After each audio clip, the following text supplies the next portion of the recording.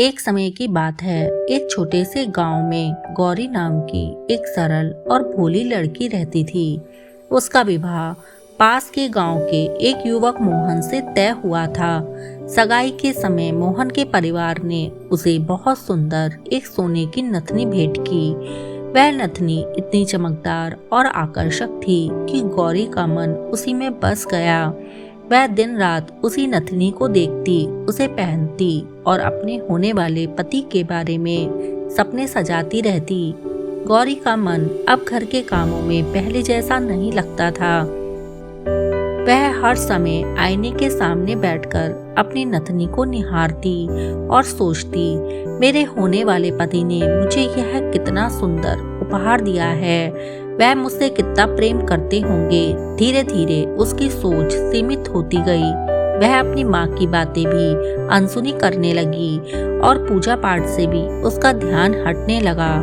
एक दिन दोपहर के समय जब गौरी अपने आंगन में बैठी उसी नथनी को निहार रही थी, तभी वहां से एक संत गुजर रहे थे और वह संत थे संत कबीर। उनकी आंखों में गहराई थी और चेहरे पर एक अद्भुत शांति।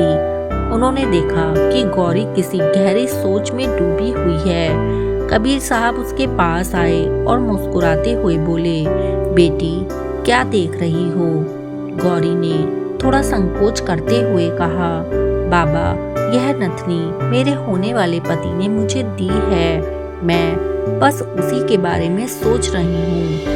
कबीर साहब ने ध्यान से उसकी बातें सुनी और फिर धीमे स्वर में कहा, नथनी दीनी यार ने तो चिंतन बारंबार, नाक दिनी करतार ने उसका किया विचार। गौरी ने यह दोहा सुना।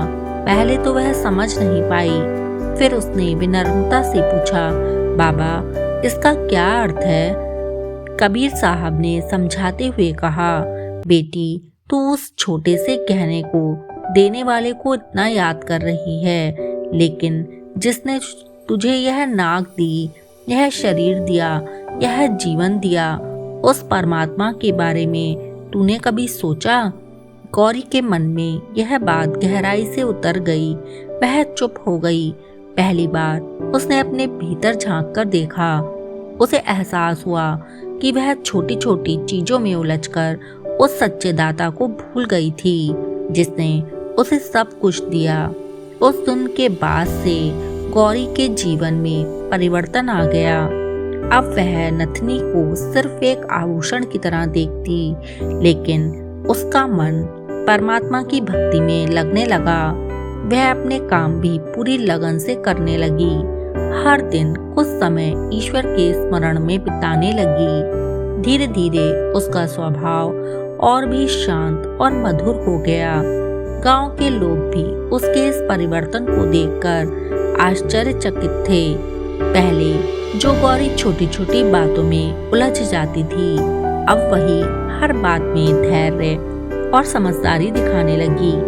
कुछ समय बाद उसका विवाह हुआ और वह अपने ससुराल चली गई। वहाँ भी उसने वही आदत बनाए रखी, हर काम में ईमानदारी, हर व्यक्ति के प्रति प्रेम और हर पल ईश्वर का स्मरण। उसके व्यवहार से उसका घर भी सुख शांति से भर गया। एक दिन उसकी सास ने उससे पूछा, बेटी तू हमेशा इतनी शांत और खुश कैसे रहती है? गौरी ने मुस्कुराते हुए कहा, माँ मैं पहले छोटी छोटी चीजों में ही खुशी ढूंढती थी, लेकिन अब मैंने उस परमात्मा को याद करना सीख लिया है जिसने मुझे सब कुछ दिया है। जब हम मूल को याद रखते हैं तो जीवन अपने आप सुंदर हो जाता है। गौरी की बात सुनकर उसकी सास भी भावुक हो गई।